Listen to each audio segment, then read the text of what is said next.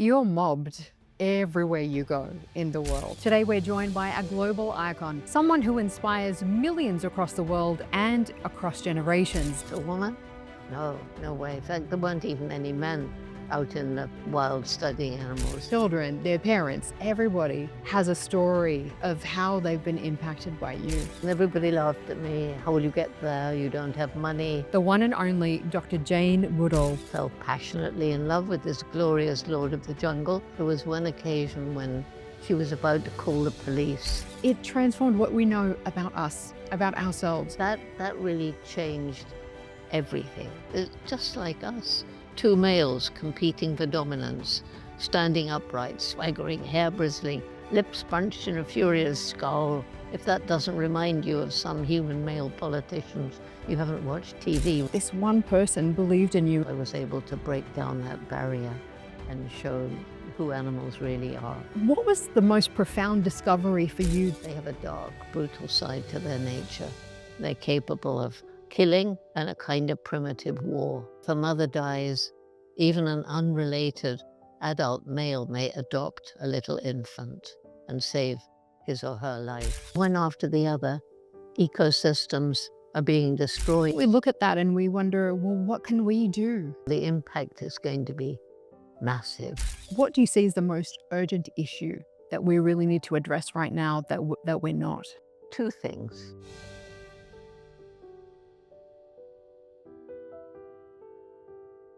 Welcome to She Leads with me, Sally Mousa, where we delve into the stories of the extraordinary women shaping our world.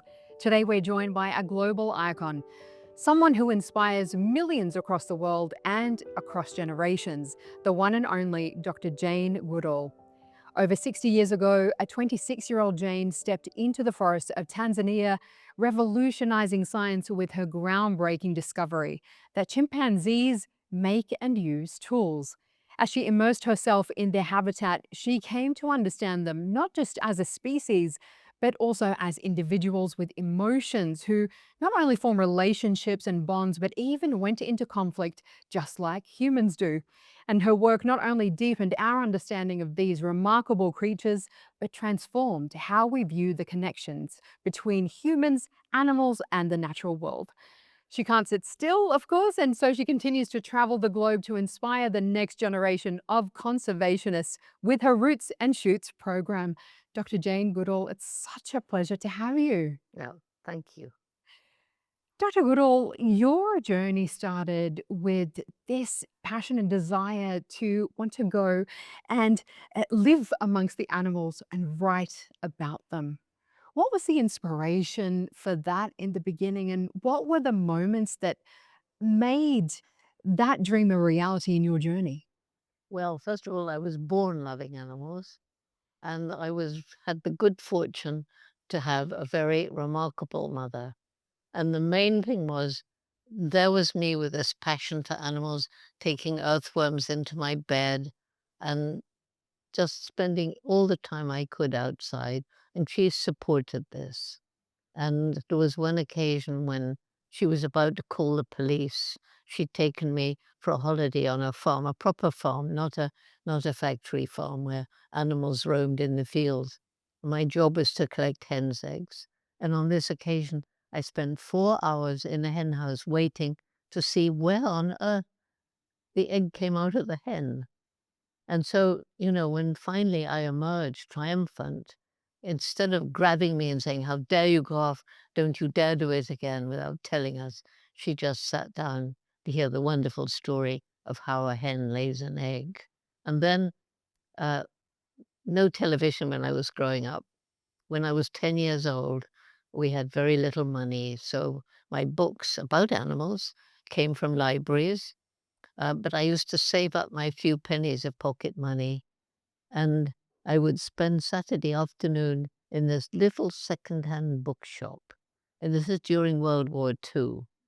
And I found on one occasion this little book, very cheap edition of Tarzan of the Apes. Well, as there was no television and films weren't coming over, I only knew Tarzan from this book. Fell passionately in love with this glorious lord of the jungle, and then was very upset because he married the wrong Jane. Of course, I knew there wasn't a Tarzan, but that began my dream. I would grow up, go to Africa, live with wild animals, and write books about them. No thought back then of being a scientist. A woman? No, no way. In fact, there weren't even any men out in the wild studying animals.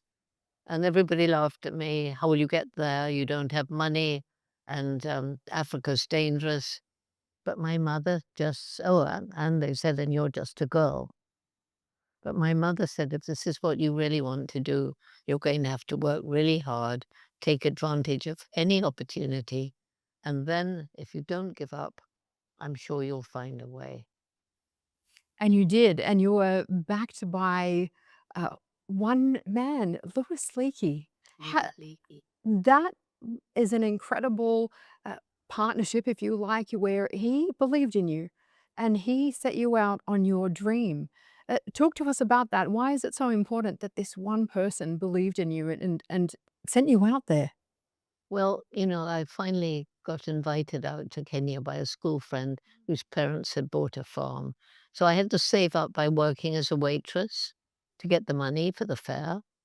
And got there, and somebody said, if you're interested in animals, you should meet Louis Leakey. So and he was head of the Natural History Museum in Nairobi.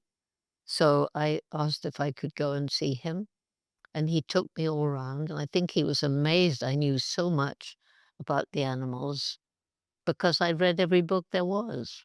So by pure chance, just before I arrived, his secretary had suddenly quit and he needed a secretary. And I'd done this boring secretarial training, because I had to get a job. And so there I was. And then he took me on a safari. It was a dig. It was a searching for fossils on the Serengeti Plain in the now very famous Olduvai Gorge. And in those days, there wasn't even a track leading to it. It was wild, wild Africa. And for 3 months, this tiny expedition, Leakey, his wife, me, one other young girl, and I think 5 Africans, roughly. That was for 3 whole months, we saw 4 Maasai warriors, that was it, and the animals were everywhere.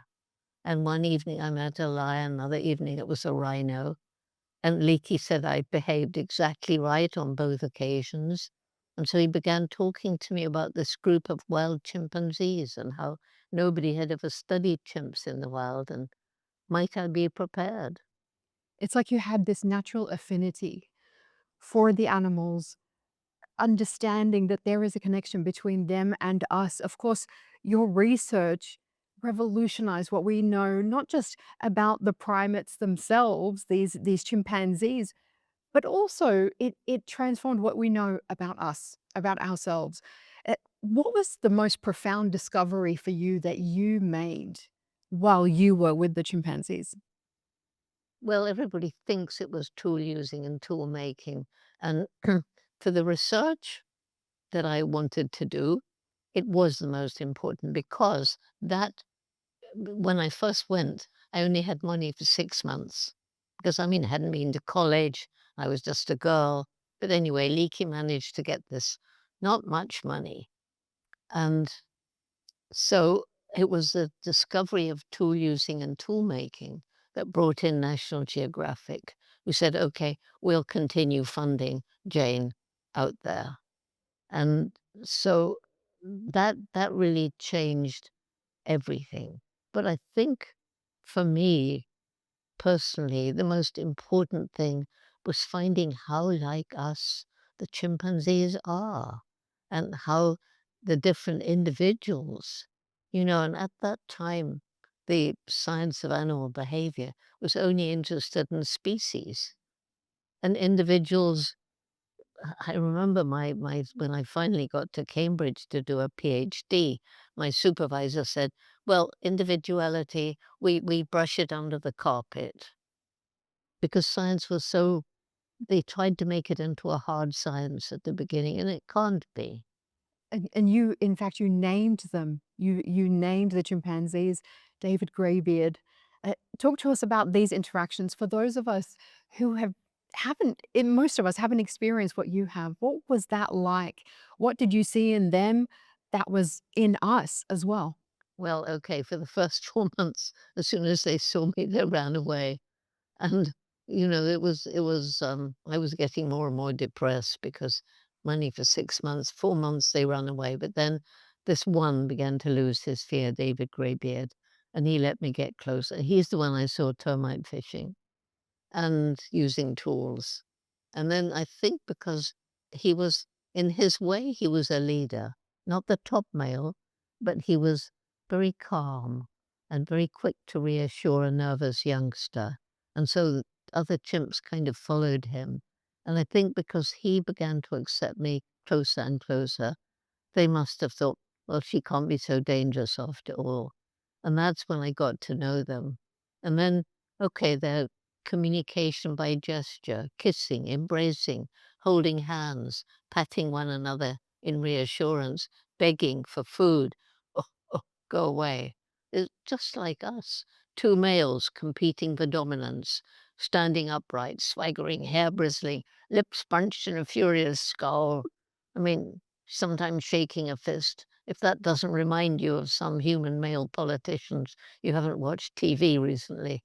So, and then the saddest thing was discovering that they have a dark, brutal side to their nature. They're capable of killing and a kind of primitive war. Made them even more like us. But just as we have this dark, brutal side, we also have a caring, loving, compassionate side, and so do they. So if a mother dies, even an unrelated adult male may adopt a little infant and save his or her life.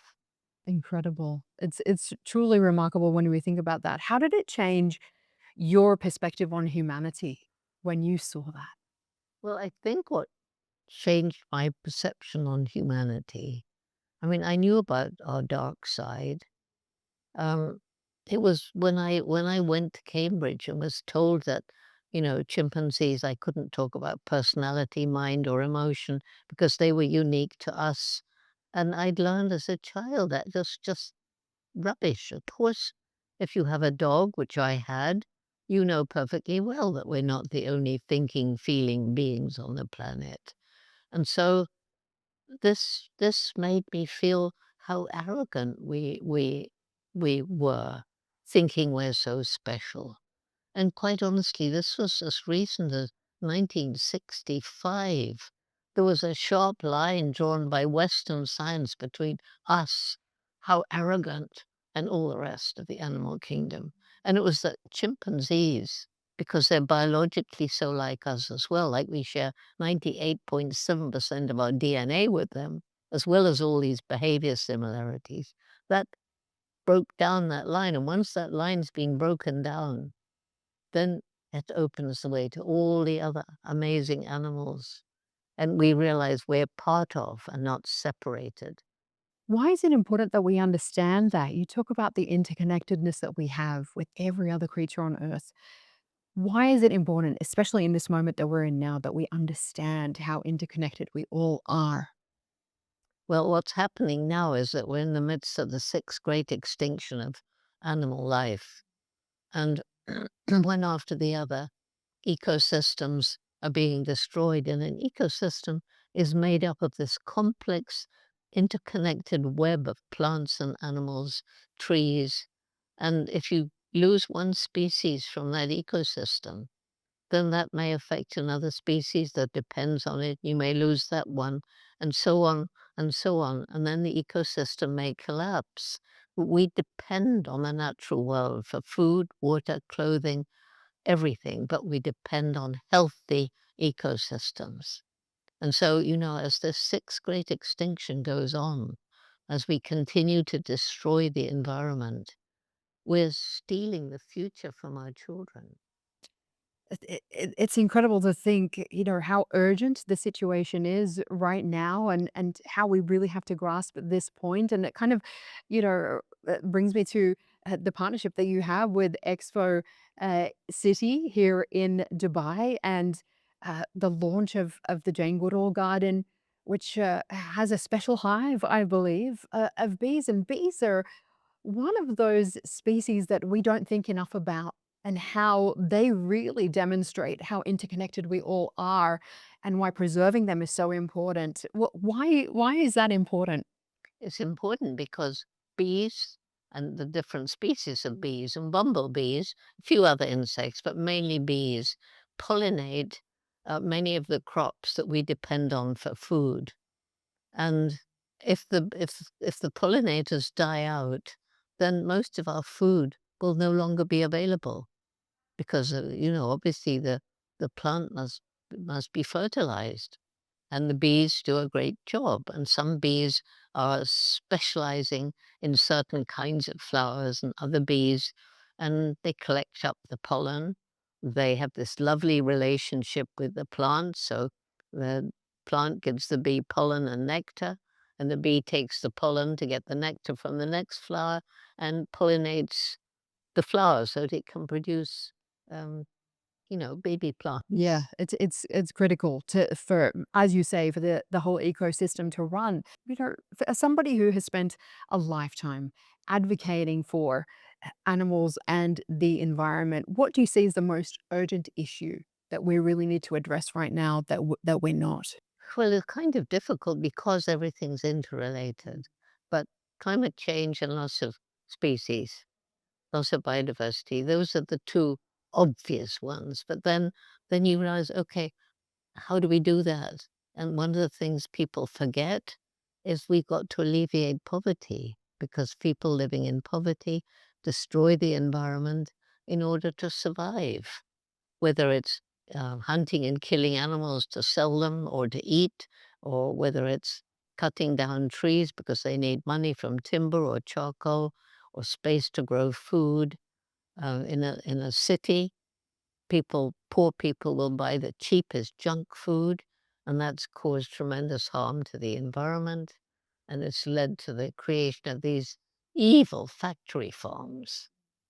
So, I became a vegetarian and then a vegan for ethical reasons because of the treatment of the animal. But at the same time, masses of environment is cleared to grow grain to feed the animals, more for animals that we eat than for starving people, and water, masses of water to change vegetable to animal protein, and particularly the cattle are producing masses of methane, which is a very virulent greenhouse gas. So along with the fossil fuel that's used by the intensive industrial farming, we're destroying the planet.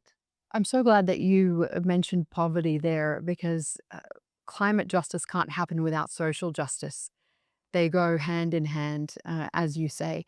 Women and children are amongst those who are most affected by climate change and the impact of that. Uh, are we doing enough to bring in women and young people into the center of climate action and the conversations around solutions? How are we doing? It depends on the we, because some countries are doing much, much better than others. Other countries that were doing well are now in danger of going in the reverse direction. Um, some countries, women and children are still denigrated and just perceived as vehicles for producing babies and looking after the house. But, in my lifetime, I've seen a huge change. Like I mentioned at 10, there was no thought of being a scientist if you were a woman. Well, that's changed. I've seen women rise up and get increasingly into high decision-making positions. And you look around and you find lots of prime ministers and presidents now are women. So, and yet, one country is now demanding that males take precedence over women in high up places.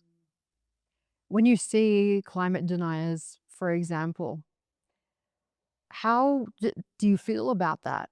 And countries leaving the Paris Climate Agreement, what is going to be the impact of things like that on global action? Because I think we look at that and we wonder, well, what can we do? It, what kind of an impact is it going to have? Well, first of all, the impact is going to be massive. Secondly, do these people really believe what they're saying?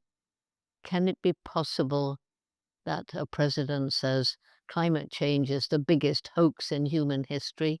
Does he believe that? Or is it because of, oh, I want things to go on as they are everywhere? Weather patterns are changing. It's cold when it should be hot. It's wet when it should be dry. Last year was the hottest in human history. The planet's warming up, and that's changing all the weather patterns. America right now, there are places that are -40 if you count wind chill. Yeah. Unbelievable. Yeah, yeah, it is. It is something that we really need to keep in mind.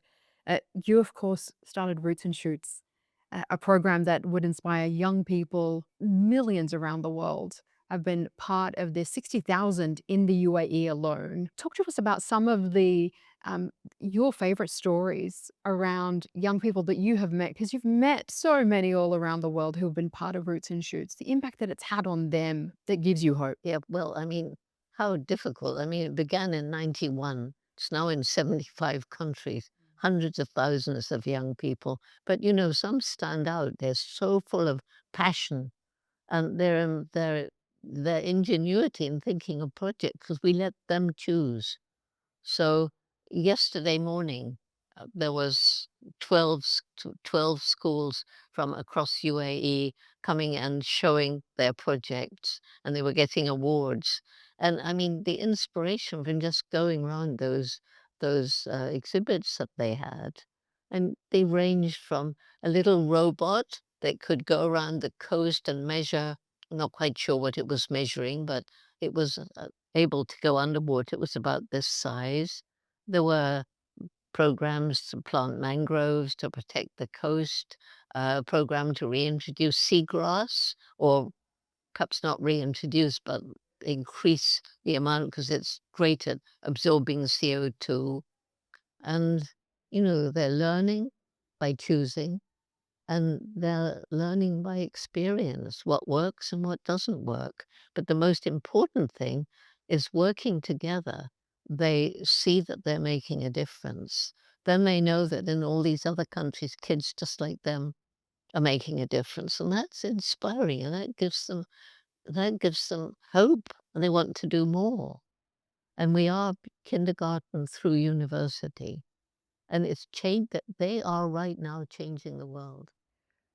We have to say you're mobbed everywhere you go in the world. I mean, just walking through the lobby here, uh, children coming from everywhere, not just children, their parents, their grandparents, everybody has a story of how they've been impacted by you.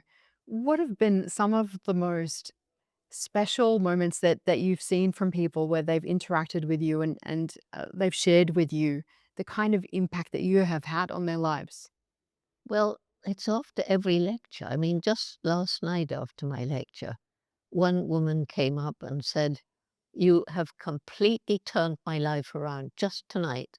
She said, "I didn't really know much about you before, but now you've changed everything. My life will be different from now on." Another one, a man, came up and said, "When I joined Roots and Shoots when I was 16, it made me realize for the first time the importance of the natural world, and I've changed the way I behave." Then a little kid came up and said, I mean, 8 years old, "I followed you all my life, and he's only lived 8 years, and you've been my idol all my life, and I love animals because of you, and I want to do this because of you." This happens after every lecture. Incredible. And what amazes me is last night my lecture was for, just a normal lecture.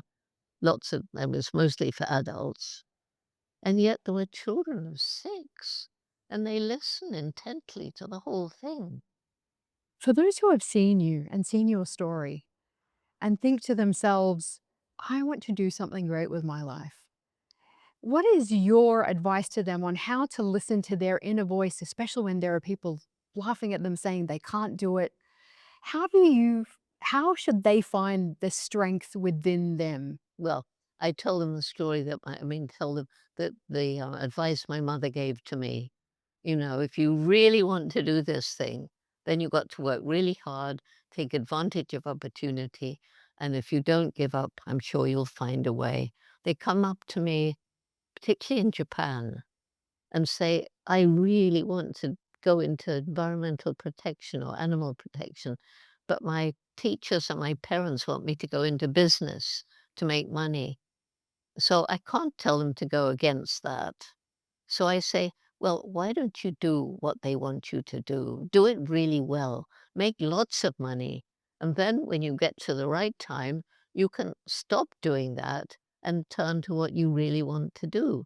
But even while you're still working in business or whatever, you can still help the environment because every day you live, you make an impact on the planet and you can choose what kind of impact you make. What do you buy? How was it made? Did it harm the environment? Was it cruel to animals like the factory farms?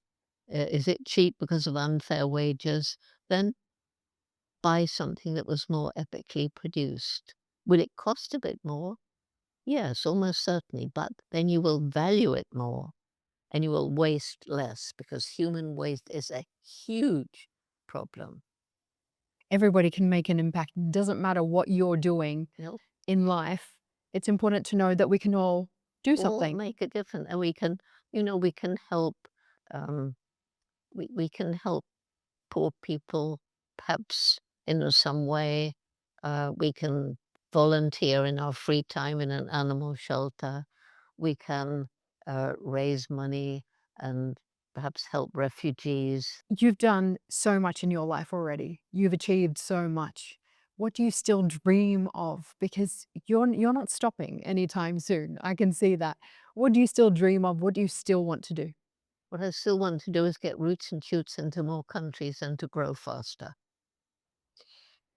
And finally, what do you want your legacy to be? Two things.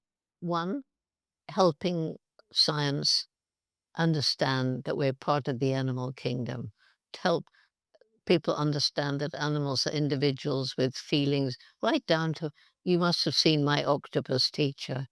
The octopus, amazingly intelligent, rats, amazingly intelligent, pigs, and so on and so on and so on.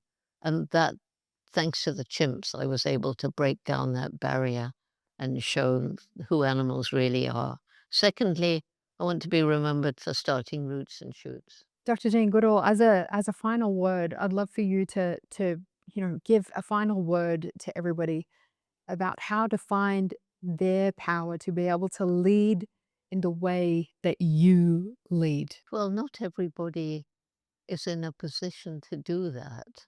Everybody is different. And I think there's a misconception that roots and shoots is creating future leaders.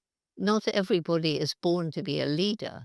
You don't have to be a leader, you have to be a caring, compassionate citizen. That's what we're breeding. And everyone will do their best if they're doing what they love doing.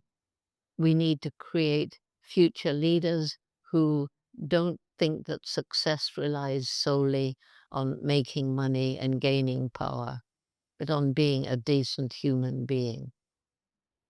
And understanding that we're all interconnected at the end of the day. Dr. Jane Goodall, what an absolute honor and a pleasure to have you on She Leads. Thank you so much. Well, thank you.